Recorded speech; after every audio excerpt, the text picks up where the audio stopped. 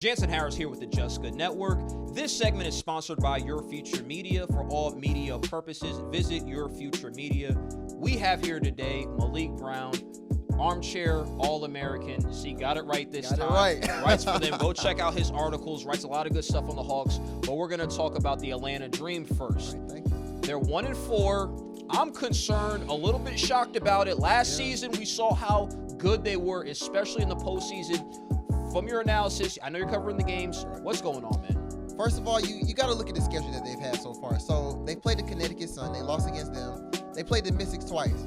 They got beat by them in the playoffs last year. True. So, that's probably still holding on to them. And then you lose to I like to call them the Golden State Warriors of the WNBA, the Las Vegas Aces. I mean, they got everything you need on that team. So, I mean, when you look at the schedule, you say you can give them a little slack. But at the same time, their overall play is just – it hasn't been the same from like it was last year. So there should be some concern at least. Yeah. Tell me about that offense, especially. They look a little sluggish. That's what it looks like to me. Are you seeing the same thing? I'm seeing the same thing, and I think two things come out to me. First, Tiffany Hayes. She hasn't been playing like she's been playing last year. All-NBA player, 17 points average. Now she's averaging 9 points. Also, Angel McCoughtry out. That was their best player, their go-to player. When they needed a bucket, you give it to Angel McCoughtry. She got you. Those two players, one is out, the other one's not playing up to expectations. The whole offense isn't the same. Everybody's not playing to their full potential. That's a problem. That's a good thing. Angel McCoughtry, know she went down, had that ACL. Right. Do you think when she comes back this season, she's going to be that same player? We know she's a scorer. She can score the basketball with ease. Will she be that same player, or do you see a little bit of a dip off with her? I can see a little bit of decline with how many years she's been in the NBA, and we really don't know the timetable, honestly, of when she'll be back. So, honestly, when you don't get a timetable, you have some type of concern.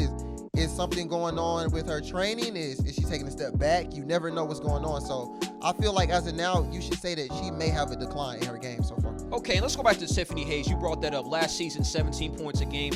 This season, 9 points a game. And I'm a little shocked. I thought she would be up to be an MVP caliber player. We spoke about that a little bit before the season started. But 18% from the three-point line, 34% from the field. Is it something mentally going on with Tiffany Hayes? Have teams figured her out?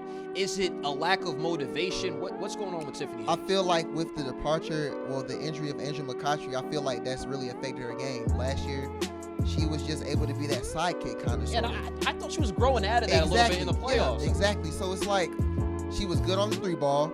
She was able to get into the lane easily, and her defense was just really just threatening other teams.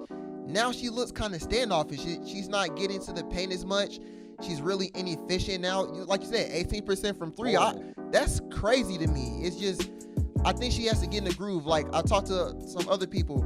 They say, she maybe had to get a tech or something to get her going, because, like, I see her as a dog. Me too. And when you think of these other good teams around the league, anywhere, NBA, NFL, it's always that one player that just gets the team riled up, gets them them extra boards, just ready to fight for their team. And I haven't seen that from Tiffany so far this season. And I agree with you. To me, it starts with Tiffany Hayes. We don't know the timetable, like you said, on Angel McCoughtry. It starts with Tiffany Hayes. This team, as a unit, is shooting the three-point shot pathetic. Yes. Nobody's shooting the ball well. Right. And Tiffany Hayes, whether she likes it or not, or maybe didn't know her role, needs to be that leader.